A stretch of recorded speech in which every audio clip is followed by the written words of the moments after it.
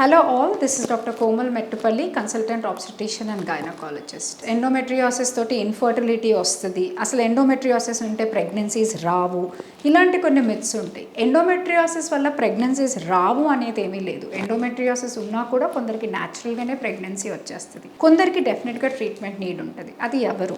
Endometriosis అనేది పలు రకాలుగా ఉంటుంది. Mild, moderate, severe. దాని ట్రీట్మెంట్ని బట్టి ప్రెగ్నెన్సీస్ ఉంటుంది. ఎండోమెట్రియోసిస్ ఒకవేళ ఓవరీస్ని హెల్త్ చెక్ చేసుకుంటాం ముందు. ఓవరీస్కి ఏదైనా ఇష్యూ ఉంటే దానికి సంబంధించిన ఇంజెక్షన్స్ కానివ్వండి, ట్యాబ్లెట్స్ ఇచ్చి ట్రీట్ చేస్తాము. ఫెలోపియన్ ట్యూబ్స్ని చూసుకుంటాము. ఒకవేళ ట్యూబ్స్ చుట్టుపక్కల ఏదైనా అడిషన్స్ అంటే అతుకులు ఉంటే ఎండోమెట్రియోసిస్ వల్ల దానిని రిలీజ్ చేస్తాము. ఎలా అంటే లాప్రోస్కోపీ సర్జరీ చేసి.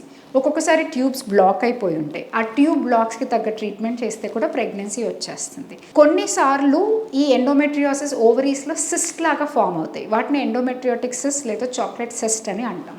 వాటిని ట్రీట్ చేయవలసిన అవసరం ఉంటుంది ప్రెగ్నెన్సీ రావాలి అంటే.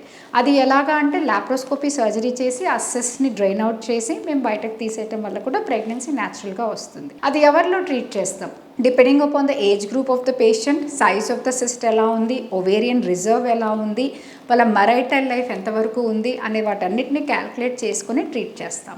ఐవీఎఫ్ ఎప్పుడు వెళ్ళాలి ఎండోమెట్రియోసిస్లో? ఏజ్ 35 ఇయర్స్ కన్నా ఎక్కువ అయిపోతుంది, మ్యారీడ్ లైఫ్ చాలా ఇయర్స్ అవుతుంది, చాలా కాలం నుండి ప్రెగ్నెన్సీస్కి ట్రై చేస్తున్నారు, వేరే ఏ ఇన్ఫర్టిలిటీకి వేరే ఏ ఫ్యాక్టర్స్ కూడా కాజ్ కాదు, ఇది మాత్రమే రీజన్ అన్నప్పుడే మేము ఐవీఎఫ్కి రికమెండ్ చేసి ఎండోమెట్రియోసిస్ ట్రీట్ చేయగలిగినంత వరకు చేసి ఆ తర్వాత ఈ ఏజ్ గ్రూప్ వాళ్ళని, ఇలా ఓవేరియన్ రిజర్వ్ తక్కువ ఉన్న వాళ్ళని, ఇలా లాంగ్ టైం నుండి ట్రై చేస్తున్న వాళ్ళందరినీ ఐవీఎఫ్ వైపు రికమెండ్ చేస్తాం.